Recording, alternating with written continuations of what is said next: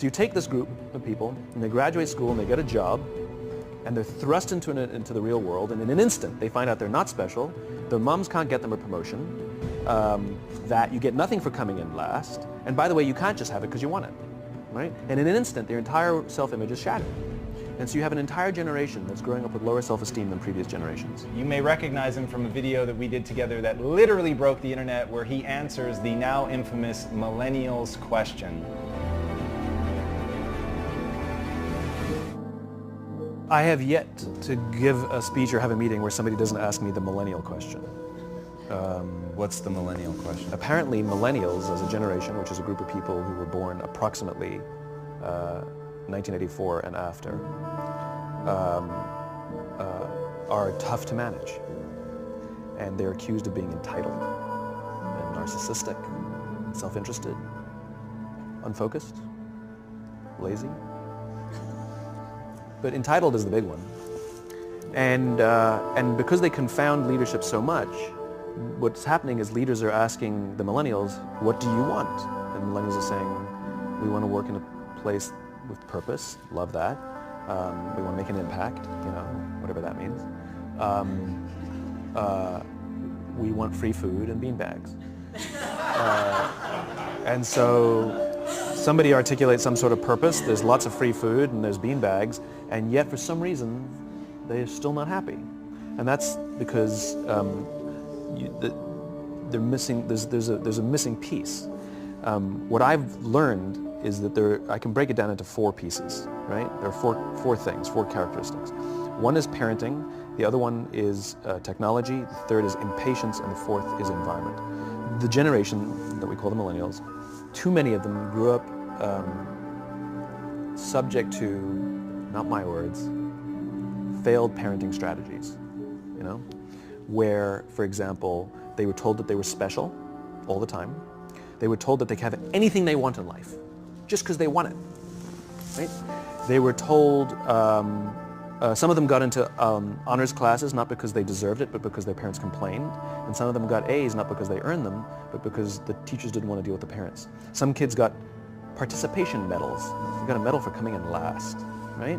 Which the science we know is pretty clear, which is it devalues the medal and the reward for those who actually work hard, and it actually makes the person who comes in last feel embarrassed because they know they didn't deserve it, so it actually makes them feel worse, right?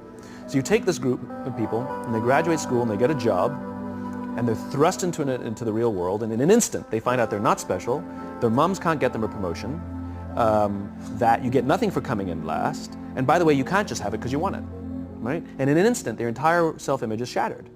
And so you have an entire generation that's growing up with lower self-esteem than previous generations. The other problem, to compound it, is we're growing up in a Facebook, Instagram world. In other words, we're good at putting filters on things. We're good at showing people that life is amazing even though I'm depressed, right? And so everybody sounds tough, and everybody sounds like they got it all figured out. And the reality is there's very little toughness, and most people don't have it figured out. And so when the more senior people say, well, what should we do? They sound like, this is what you got to do. And they have no clue, right? So you have an entire generation growing up with lower self-esteem than previous generations, right? Through no fault of their own. Through no fault of their own, right? They were dealt a bad hand, right? Now let's add in technology. We know that engagement with social media and our cell phones releases a chemical called dopamine. That's why when you get a text, it feels good, right? So, you know, we've all had it where you're feeling a little bit down or feeling a bit lonely, and so you send out 10 texts to 10 friends, you know, hi, hi, hi, hi, hi, because it feels good when you get a response, right? Right? It's why we count the likes. It's why we go back 10 times to see if my Instagram is growing slower, did I do something wrong? Do they not like me anymore, right? The trauma for young kids to be unfriended, right? Because we know when you get a hit of dopamine, which feels good. It's why we like it. It's why we keep going back to it. Dopamine is the exact same chemical that makes us feel good when we smoke, when we drink, and when we gamble. In other words, it's highly, highly addictive, right? We have age restrictions on smoking, gambling, and alcohol, and we have no age restrictions on social media and cell phones, which is the equivalent of opening up the liquor cabinet and saying to our teenagers, hey, by the way, this adolescence thing, if it gets you down, But that's basically what's happening. That's basically what's happening, right? That's basically what happened. You have an entire generation that has access to an addictive, numbing chemical called dopamine through social media and cell phones as they're going through the high stress of adolescence. Why is this important? Almost every alcoholic discovered alcohol when they were teenagers. When we're very, very young, the only approval we need is the approval of our parents. And as we go through adolescence, we make this transition where we now need the approval of our peers. Very frustrating for our parents, very important for us. It allows us to acculturate outside of our immediate families into the broader tribe, right? It's a highly, highly stressful and anxious period of our lives, and we're supposed to learn to rely on our friends. Some people, quite by accident, discover alcohol and numbing effects of dopamine to help them cope with the stresses and anxieties of adolescence. Unfortunately, that becomes hardwired in their brains, and for the rest of their lives, when they suffer significant stress, they will not turn to a person, they will turn to the bottle. Social stress, financial stress, career stress, that's pretty much the primary reasons why an alcoholic drinks, right? What's happening is because we're allowing unfettered access to these dopamine-producing devices and media, basically it's becoming hardwired, and what we're seeing is as they grow older, too many kids don't know how to form deep, meaningful relationships. Their words, not mine. They will admit that many of their friendships are superficial. They will admit that their friends, that they don't count on their friends, they don't rely on their friends, they have fun with their friends, but they also know that their friends will cancel on them as something better comes along. Deep, meaningful relationships are not there because they never practice the skill set, and worse, they don't have the coping mechanisms to deal with stress. So when significant stress starts to show up in their lives, they're not turning to a person, they're turning to a device, they're turning to social media, they're turning to these things which offer temporary relief. We know, the science is clear, we know that people who spend more time on Facebook suffer higher rates of depression than people who spend less time on Facebook, right? These things balanced. Alcohol is not bad, too much alcohol is bad. Gambling is fun, too much gambling is dangerous, right? There's nothing wrong with social media and cell phones. It's the imbalance, right? If you're sitting at dinner with your friends and you're texting somebody who's not there, that's a problem. That's an addiction. If you're sitting in a meeting with people you're supposed to be listening to and speaking, and you put your phone on the table, face up or face down, I don't care, that sends a subconscious message to the room that you're just not that important to me right now, right? That's what happens. And the fact that you cannot put it away is because you are addicted, right? If you wake up and you check your phone before you say good morning to your girlfriend, boyfriend, or spouse, you have an addiction. And like all addiction, in time, it'll destroy relationships, it'll cost time, and it'll cost money, and it'll make your life worse, right? So you have a generation growing up with lower self-esteem that doesn't have the coping mechanisms to deal with stress, right? Now you add in the sense of impatience, right? They've grown up in a world of instant gratification. You want to buy something, you go on Amazon, it arrives the next day. You want to watch a movie? Log on and watch a movie. You don't check movie times. You want to watch a TV show? Binge. You don't even have to wait week to week to week, right? I know people who skip seasons just so they can binge at the end of the season, right? Instant gratification. You want to go on a date? You don't even have to learn how to be like, hey. You don't even have to learn and practice that skill. You don't have to be the uncomfortable one who says yes when you mean no and says no when you mean no, but yes when you... You don't have to swipe right. Bang, I'm a stud. Right? You don't have to learn the social coping mechanisms, right? Everything you want, you can have instantaneously. Everything you want, instant gratification, except job satisfaction and strength of relationships. There ain't no app for that.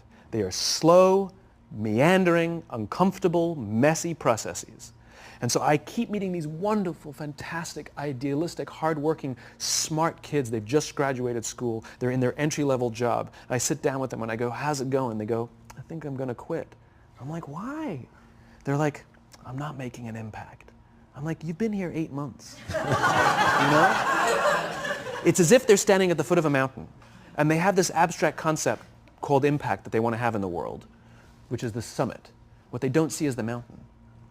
I don't care if you go up the mountain quickly or slowly, but there's still a mountain. And so what this young generation needs to learn is patience. That some things that really, really matter, like love, or job fulfillment, joy, love of life, self-confidence, a skill set, any of these things, all of these things take time. Sometimes you can expedite pieces of it, but the overall journey is arduous and long and difficult. And if you don't ask for help and learn that skill set, you will fall off the mountain, or you will, the worst case scenario, and we're already seeing it, the worst case scenario is we're seeing an increase in suicide rates, we're seeing an increase in this generation, we're seeing an increase in accidental deaths due to drug overdoses, we're seeing more and more kids drop out of school or take leaves of absence due to depression. Unheard of. These are all, this is really bad. The best case scenario, those are all bad cases, right? The best case scenario is you'll have an entire population growing up and going through life and just never really finding joy. They'll never really find deep fulfillment in work or in life. They'll just waft through life and it'll be just, it's fine. How's your job? It's fine. It's the same as yesterday. How's your relationship? It's fine. Like that's the best case scenario. Which leads me to the fourth point, which is environment. Which is we're taking this amazing group of young, fantastic kids who are just dealt a bad hand. It's no fault of their own. And we put them in corporate environments that care more about the numbers than they do about the kids. They care more about the short-term gains than the long-term life of this young human being. We care more about the year than the lifetime, right? And so we are putting them in corporate environments that aren't helping them build their confidence, that aren't helping them learn the skills of cooperation, that aren't helping them overcome the challenges of a digital world and finding more balance, that isn't helping them overcome the need to have instant gratification and teach them the joys and impact and the fulfillment you get from working hard on something for a long time that cannot be done in a month or even in a year. And so we're thrusting to them in corporate environments, and the worst part about it is they think it's them. They blame themselves. They think it's them who can't deal. And so it makes it all worse. It's not. I'm here to tell them it's not them. It's the corporations. It's the corporate environments. It's the total lack of good leadership in our world today that is making them feel the way they do. They were dealt a bad hand, and I hate to say it, but it's the company's responsibility. Sucks to be you. Like, we have no choice, right? This is what we got, and I wish that society and their parents did a better job. They didn't. So we're getting them in our companies, and we now have to pick up the slack. We have to work extra hard to figure out the ways that we build their confidence. We have to work extra hard to find ways to teach them the social skills that they're missing out on. There should be no cell phones in conference rooms. None. Zero. And I don't mean the kind of like sitting outside waiting to text. I mean like when you're sitting and waiting for a meeting to start, this is what we all do. We all sit here and wait for the meeting to start. Meeting starting? Okay. And we start the meeting. No, that's not how relationships are formed. Remember we talked about it's the little things? Relationships are formed this way. We're waiting for a meeting to start and we go, how's your dad? I heard he was in the hospital. Oh, he's really good. Thanks for asking. He's actually at home now. Oh, I'm really glad. It was really amazing. I know, it was really scary for a while. That's how you form relationships. Hey, did you ever get that report done? Oh my God, no, I didn't. I'll help you out. Can I help you out with that? Really? That's how trust forms. Trust doesn't form at an event in a day. Even bad times don't form trust immediately. It's the slow, steady consistency. And we have to create mechanisms where we allow for those little innocuous interactions to happen. But when we allow cell phones in conference rooms, we just, okay, have the meeting. And then my favorite is like when there's a cell phone there and you go like this, you go. It rings and you go. I'm not going to answer that. Mr. Magnanimous, you know? When you're out for dinner with your friends, like, I do this with my friends. When we're going out for dinner and we're leaving together, we'll leave our cell phones at home. Who are we calling? Maybe one of us will bring a phone in case we need to call an Uber or take a picture of our meal. Goes without saying, come on. I mean, I'm an idealist, but I'm not insane. You know? Not a heathen. I mean, it looked really good. We'll take one phone. And so it's like an alcoholic. The reason you take the alcohol out of the house is because we cannot trust our willpower. We're just not strong enough. But when you remove the temptation, it actually makes it a lot easier. And so when you just say, don't check your phone, people literally will go like this. And somebody will go to the bathroom, and what's the first thing we do? The phone. Because I wouldn't want to look around the restaurant for a minute and a half, you know? But if you don't have the phone, you just kind of enjoy the world. And that's where ideas happen. The constant engagement is not where you have innovation and ideas. Ideas happen when our minds wander and we go, and you see something, I bet they could do that. That's called innovation, right? But we're taking away all those little moments, right?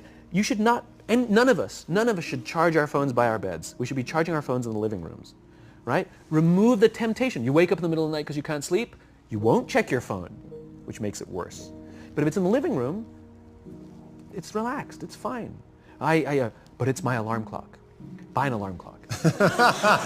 They cost $8, right? I'll buy you an alarm, right? But the point is we now in industry, whether we like it or not, we don't get a choice. We now have a responsibility to make up the shortfall and to help this amazing, idealistic, fantastic generation build their confidence, learn patience, learn the social skills, find a better balance between life and technology, because quite frankly, it's the right thing to do. Simon, thank you so much. My pleasure. For coming on. My pleasure. Thanks for having me. Thank you for coming. That was incredible. Absolutely amazing. Where can they find you? It's ironic, isn't it? Well, you can find me on social media. When you're not in a meeting. So yeah, I'm in all the usual places, but I will tell you one thing. So I have a new book coming out in September. It's a thinly veiled plug, but You've made them very happy. But what's special about it is I wanted to produce something that no digital format could reproduce. Interesting. And so it's an illustrated quote book. It's beautifully illustrated. I was very sort of pushy about this, that I didn't want the illustrations done on a computer. They were done by hand. There's a song, Aloe Black, the singer, the Grammy-nominated singer. The book is called Together is Better, and he gave me a song that goes with it. And the music is at the back of the book, and it's actually, the lyrics are in his handwriting. It's actually his handwriting. And here's the best part. The book is scented. We scented it with a custom scent made by this amazing company called 1229, and they designed for me the scent of optimism. All right. So you smell the pages, and they smell like optimism, right? And the thing that I love about this is I can't do that in any ebook format. I wanted to create something that you had to physically engage with, and it's designed to be given as a gift. The first page says to, from, because I wanted it to be given as a gift to someone you want to say thank you for inspiring you, or to give to someone you wanted to inspire. It was designed to promote this physical interaction and engaging with the real world. So I'm really proud of it. It's incredible, man. Super unique. Yeah, it's fun.